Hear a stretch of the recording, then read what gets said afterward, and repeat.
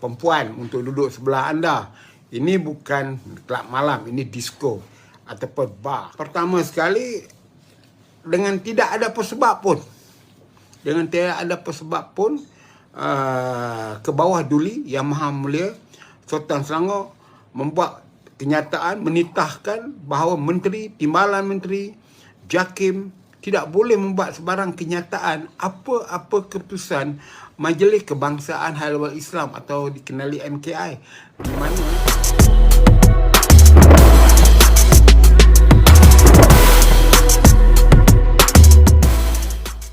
Kenyataan Zaharin Muhammad Yassin melalui hantaran pada akaun Facebook dan tulisnya, khabar ada laporan polis dibuat berdasarkan video Oxford Mafia yang tular. Tetapi abarnya juga tidak boleh dibuka IP, kertas penyiasatan kerana laporan fasal video bukan orang dalam video. 2. Maka laporan polis dirujuk kepada ROA, diserahkan kepada agensi lain seperti SMMM dan Jabatan Agama. 3. Sebenar mudah sahaja buat laporan polis. Saya telah melihat video yang terdapat tuduhan lelaki Melayu itu bernama dari Afifi Al-Kiti, seorang penasihat agama dan pembesar bergelar di Istana Perak.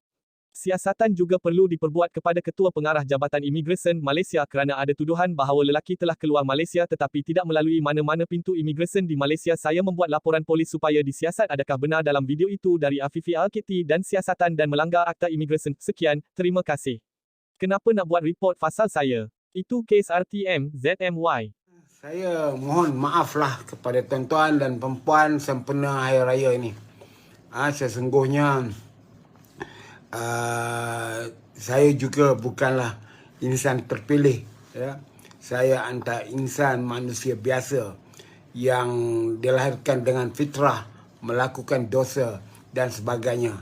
Dari itu kepada tuan-tuan dan perempuan yang berada, yang menonton video saya langsung saya merapatkan sembah untuk memohon maaf. Ya. Jadi tuan-tuan dan perempuan semua, hari ini pertama kali untuk saya selepas Hari Raya untuk live bercerita, berbincang dan bercakap dalam isu semasa. Tuan-tuan dan perempuan, tak maaf ya, saya sambil bercakap ni saya santai, saya makan ya. Saya makan sebelum kita semua solat Jumaat. Dalam masa 1 jam lagi, 2 jam lagi.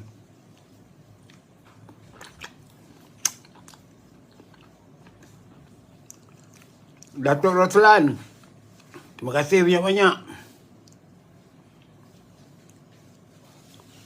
Roslan Bian, kawan saya. Juzali, terima kasih menyayangi saya. Dan kena maki amunim, ada orang sayang tu okey lah.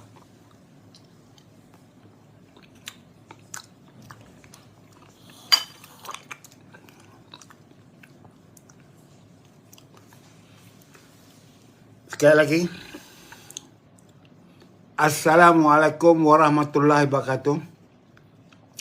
Saya Zaharin Muhammad Yassin atau juga Sang Kelembai, bersiaran langsung dari rumah saya di Bandar Seri Permaisuri, Ceras, Kuala Lumpur. Pagi ini menjelang kita nak solat Jumaat, saya nak bercakap dalam isu yang panas sekarang. Isu yang saya bangkitkan atau saya keluarkan dalam media sosial, iaitu seorang lelaki bernama Dr. Afifi Al-Kiti. Kalau nama benar dia Dr. Afifi bin Syahri bin Abdullah. Syahri Abdullah ini ialah bekas pegawai kanan di Dewan Bahasa dan Perpustakaan. Kita tak faham mana satu yang betul. Ada orang kata dia berasal daripada Batu Pahat. Dari mulutnya sendiri, dia berasal dari Sungai Terap. Tetapi kad pengenalannya nombor 10, iaitu Negeri Selangor. Dan Dr. Afifi ini, untuk makluman tuan-tuan, dalam SPR, ya, dia mengundi di Parlimen Segambut, Kuala Lumpur. Jadi kita bukan nak menyerang peribadi dia. Saya tak kenal Dr. Afifi Al-Kiti ini. Tetapi saya hendak bercakap perkara ini kerana saya telah dihantar satu video yang pada awalnya saya tidak percaya. Itu adalah seorang yang dikatakan ulama tersohor mengikut apa yang saya belajar di Indonesia di satu pesantren sambil lalu, maknanya saya hadir kuliah, bukan kursus tetap. Dia kata seorang ulama ini, yang dipanggil ulama ini, ataupun di Indonesia dipanggil kiai, ia adalah susun galur dari orang yang mempunyai adab yang tinggi dalam bidang agama. Maksudnya kalau tidak mak bapak dia seorang kiai, sekurang-kurangnya dia dilahirkan di kawasan pesantren. Makna daripada prasekolah dia, dari umur 5 tahun atau 6 tahun, sudah berada di sekolah agama, termasuk sekolah tahfiz. Dari itu, maka dia belajar agama, di samping itu, dia setelah dewasa, mungkin dia menulis beberapa kitab ataupun buku atau pandangan dia terhadap beberapa isu, dan kemudian itu dia terlibat di dalam muzakarah, musyawarah, perbincangan dan sebagainya dalam bidang ilmu agama ini. Dan kemudian usianya hampir kepada 50 tahun dengan keterampilan dia dan dilihat sebagai mempunyai integriti yang tinggi, maka ia dapatlah diberikan gelaran ulama, dan juga penglibatan dia di dalam kumpulan-kumpulan agamawan, seperti Majlis Agama Indonesia, menjadi pengetua pesantren, memiliki pesantren dan sebagainya. Tapi di Malaysia, asal boleh baca Al-Fatihah, boleh gunakan 2-3 hadis, boleh bercakap agama, terus menjadi ulama. Jadi tuan-tuan dan puan-puan, saya pada awalnya tidak bercadang untuk nak keluar video itu. Sebab kalau tuan-tuan scroll balik saya punya Facebook, saya keluarkan gambar ya dulu. Dengan menutup gambar orang kiri kanan, gambar dia. Benar atau tidak. Dan gambar itu saya rasa berjalan hampir 1 minggu. Tidak ada apa-apa reaksi. Tentulah dia pun sudah tahu gambar itu. Saya sendiri sebagai seorang blogger, seorang penulis media sosial, mempunyai akaun Facebook. Kadang-kadang saya keluarkan tulisan, gambar yang saya nak tahu cerita yang sebenar. Biasanya saya dihubungi, suruh padam, minta jangan siarkan. Saya lakukan dengan keadaan yang dipanggil tanpa bayaran. Contohnya baru ni saya keluarkan satu senarai nama orang-orang yang dianggap dalam senarai yang saya nak memperkatakan. Saya panggil kumpulan ini bukan kluster macam kluster mahkamah dan sebagainya, tidak. Saya menggelarkan mereka ini ialah sebagai mafia. Mafia ni adalah satu kumpulan yang kita tak nampak tapi berkesan, ada impak ni kepada masyarakat. Mafia gangster Sicily, Al Capone dan sebagainya, dia tak ada di depan, dia di belakang. Tetapi kerosakannya kepada masyarakat Chicago, rompakan dan sebagainya amat ketara. Dan perkataan mafia ni sudah sinonim di Indonesia. Tahun 70, pihak Indonesia pernah menamakan satu kumpulan ahli ekonomi dia yang dipanggil Berkeley Mafia atau Mafia Berkeley. Berkeley ini ialah satu universiti di California. Berkeley ini sebilangan besarnya graduate Amerika. Mereka inilah yang membentuk ekonomi Indonesia selepas kejatuhan Soekarno tahun 70-an dan 80-an. Mereka menstruktur ekonomi Indonesia dan juga menguasai ekonomi Indonesia. Dia kontrol ekonomi Indonesia dan dia meletakkan kroni-kroninya di kawasan-kawasan atau tempat-tempat tertentu dalam bidang ekonomi di Indonesia yang dipanggil Berkeley Mafia. Mafia Berkeley ini di Indonesia amat berkuasa di zaman Soeharto dan sekarang hanya tinggal kenangan. Dari itu kita sekarang menghadapi Oxford Mafia, iaitu orang di Oxford yang belajar di Oxford dan sebagainya. Dan kita dah lihat, kita dah tengok bahawa mafia Oxford ini telah meletakkan orang-orang dia di sana, di sini, di sana, duduk dalam majlis agama yang penting. Ada yang diletakkan di dalam jawatankuasa fatwa, wahal dia tidak ada latar belakang apa-apa pun, melainkan dia ada kelulusan undang-undang, degree biasa dan sebagainya. Jadi tuan-tuan dan puan-puan, pendengar semua, saya keluarkan gambar itu. Patutnya ada orang telefon, WhatsApp atau tanya saya benar atau tidak. Dari itu, kerana gambar itu dah keluar. Untuk makluman tuan-tuan, mengikut orang yang mengirimkan video, benda itu berlaku sebelum pandemik, antara 2019. Ya. Dan benda itu berlaku di satu bar ataupun kelab malam pun tidak juga. Kelab malam ni dengan disco berbeza.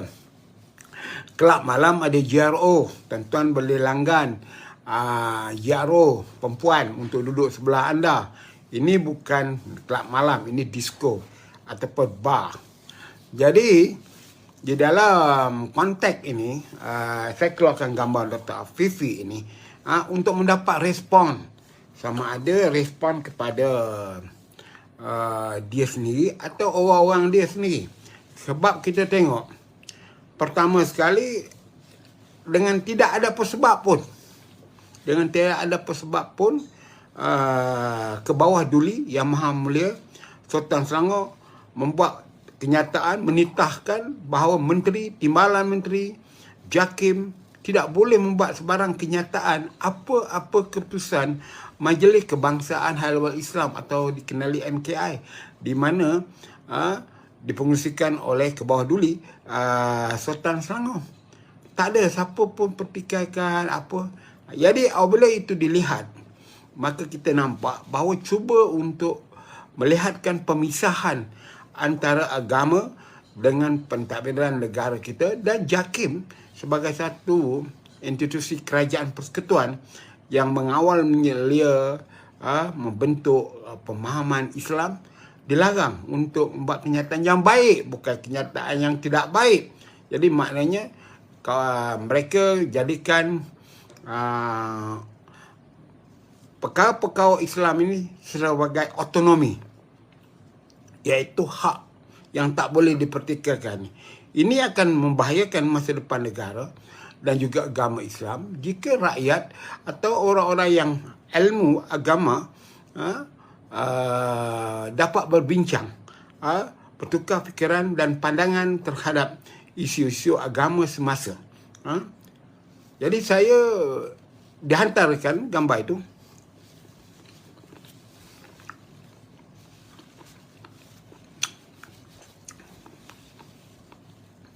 Yang saya memberikan syarat.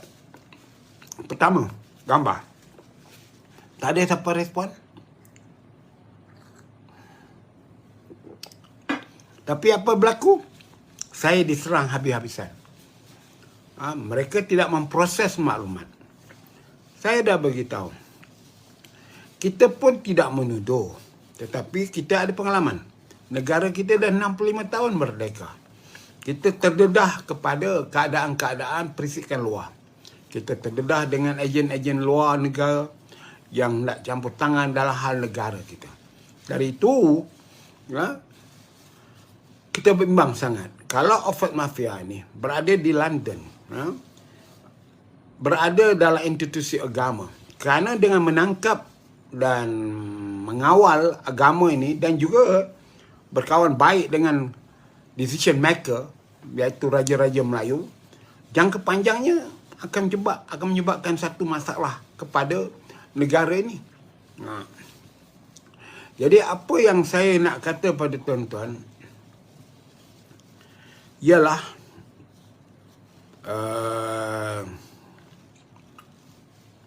gambar itu atau video itu telah disiarkan. Saya pun ragu sebenarnya.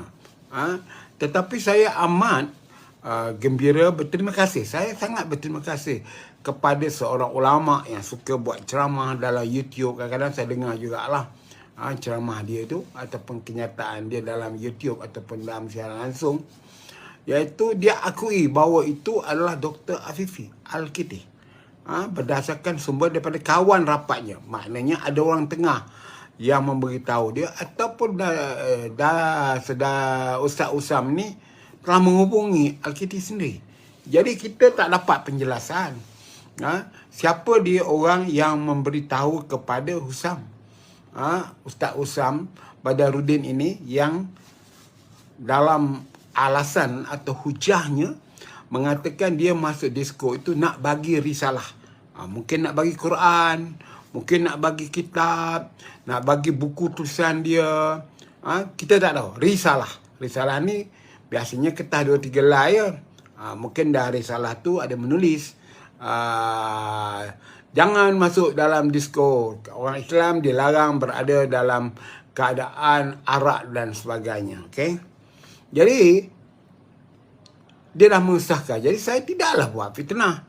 Kalau benda itu tidak betul, tidak tepat, menyalahinya, tentulah dengan segera Dr. Afifi Al-Kiti, ada orang panggil Hello Kitty.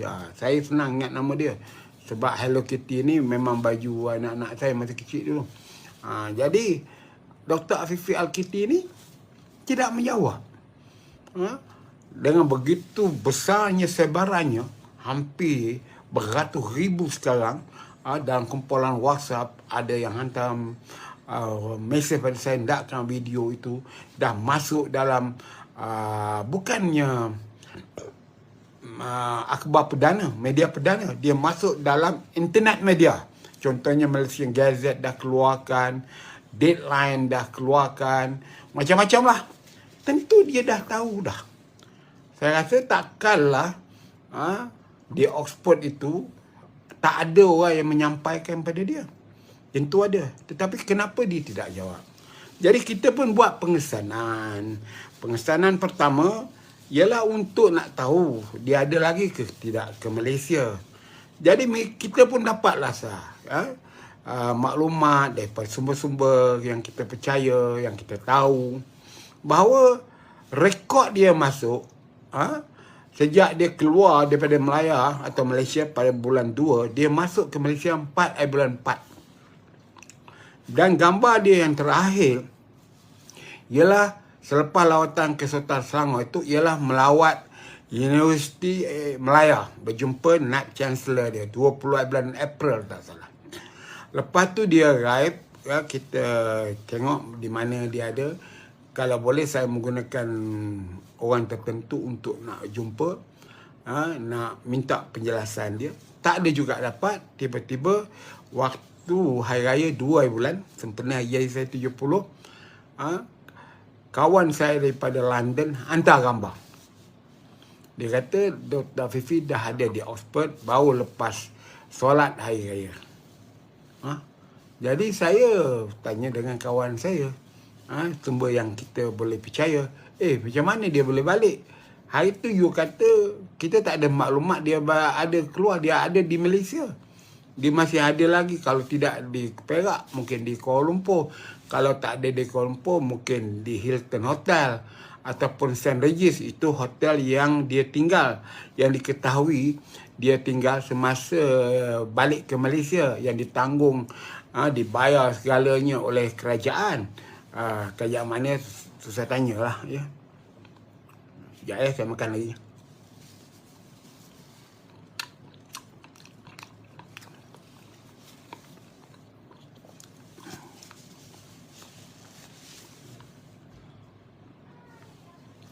Jadi saya nak beritahu tuan-tuan supaya kita semua terpaksa waspada dengan wajah-wajah yang menggunakan agama ni.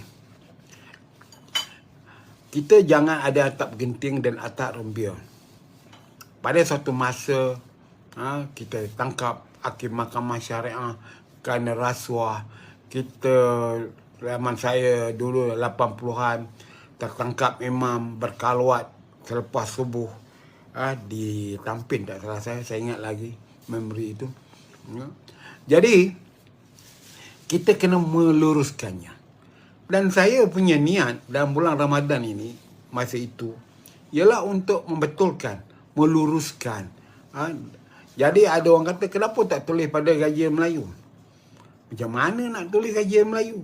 Saya ni pakar juga menulis surat kepada Raja Melayu ni. Saya pernah tulis surat kepada almarhum Sultan Iskandar waktu UMNO diharamkan tahun 87. Tahulah bahasa, dan saya pun kebetulan orang istana di Seri Menanti Negeri Sembilan, maka saya tahu tertib adat dan sebagainya. Jadi tuan-tuan dan puan-puan, saya haraplah kita semua ni sabar dulu ya. Sabar dulu, kerana hari ni saya dah menulis secara terbuka. Kalau saya salah, report kepada polis untuk siasatan dibuat. Saya boleh dituduh di bawah kes memfitnah ataupun hantar surat lawyer, saman saya, biarlah saya turun naik ke mahkamah. Tetapi yang jelaskan tak ada benda-benda tu. Dari itu, tuan-tuan dan puan-puan, saya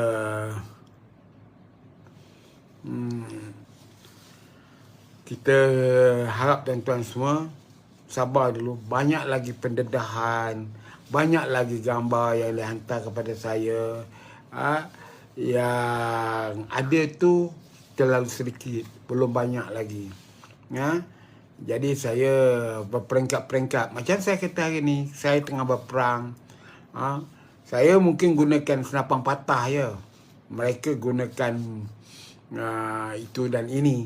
Tapi jangan lupa, saya juga ada banyak peluru. Jadi orang luar-luar ni, kalau saya tengah berperang, kalau tak nak tengok dah lihat,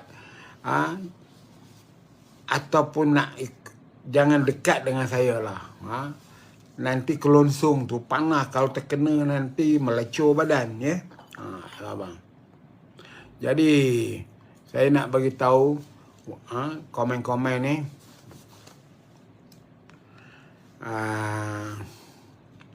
dalam Facebook saya ni, saya akan hayun seterusnya. Dari mana-mana komen yang mengarut, saya akan buang, saya akan delete dan block ya. Kerana saya nak kena buat banyak live secara langsung, nak menerangkan. Ada benda yang saya boleh tulis, ada benda yang tak boleh saya tulis.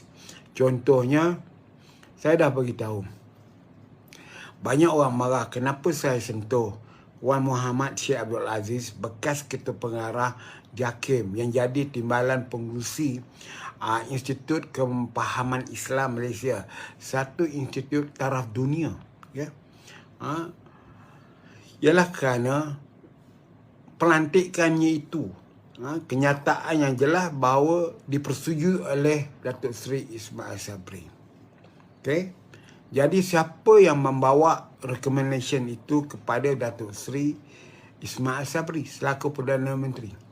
Jadi cakap-cakap di luar, saya berhujah dengan satu orang yang rapat dengan Menteri satu masa dulu, Zulkifli Bakri. Dia kata, you tak boleh salahkan Datuk Wan. Dia dilantik atas kehendak Datuk Seri Ismail Sabri, Perdana Menteri Malaysia. Jadi saya nak tahu, biasanya dulu waktu saya kerja dengan menteri, pelantikan-pelantikan ini kita ada rumusan dia. Kita ada dia punya kertas cadangan, apa kesusahan dia, apa kebolehan dia dan sebagainya. Jadi apabila dia hantar, biasalah sebagai Perdana Menteri mungkin dia sign. Tetapi yang jadi isunya ialah mereka bercakap bahawa pelantikan itu di bawah kawalan Oxford Mafia ni. Jadi Oxford Mafia dah letakkan orang dia di IKIM selaku timbalan pengurusi. Ini agak berat sikit. Dan begitu juga Oxford Mafia ni ada orangnya di JAKIM. Jadi Oxford Mafia ni yang kontrol semua ni. Yang kontrol segala ni. Jadi kalau mereka kawal, akibatnya buruk kepada institusi agama kita di Malaysia. Jadi saya hantarlah WhatsApp kepada Yang Amat Berhormat Perdana Menteri yang juga kawan saya. Saya kata, betul ke? Sebab saya dengar orang cakap dia yang dia sebut nama itu. Dan orang yang kononnya menyebut nama dia ni ialah Datuk Jamal Rukun. Dah bersara pada 20 bulan April tu. Jadi saya tanya, jadi apabila seorang Perdana Menteri jawab hanya mudah, tak kenal, maka maknanya dia tak ada kena-mengena pelantikan itu. Apa yang dihantar oleh pegawai, oleh menteri ke, oleh pencadang ke, selaku Perdana Menteri, dia tak punya soal. Sebab dia tak nak letak kroni dia. Kalau agaknya saya ahli agama dan sebagainya, waktu nak sign tu Datuk Ismail Sabri kenal Zahrin. Zahrin lah jadi timbalan fungsi. Jadi menunjukkan bahawa pelantikan itu tak ada kaitan dengan Perdana Menteri. Itu moral of story-nya. Jadi saya nak bagi tahu tuan-tuan lah, ya.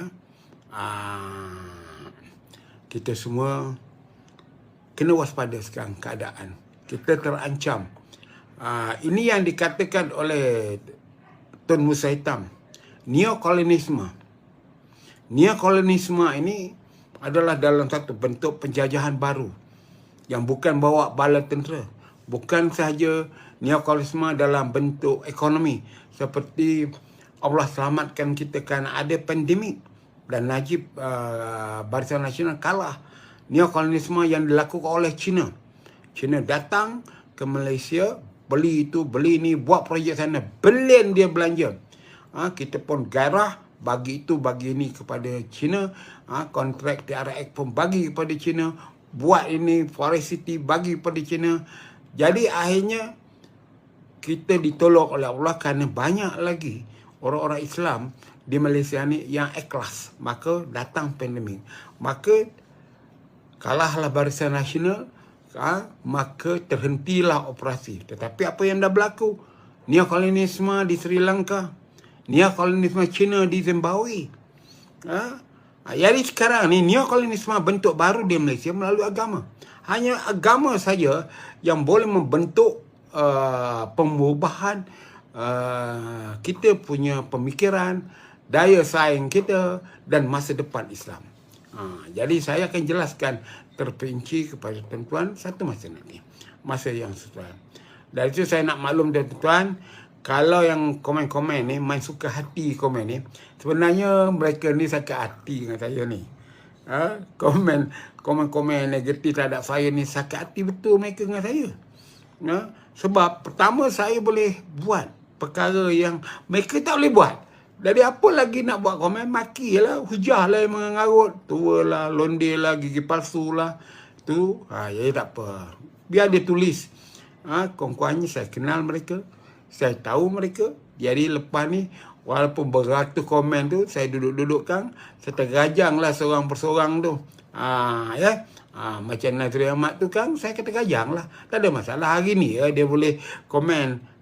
Yang malam karang dah tak boleh komen dah. Ya bimbanglah.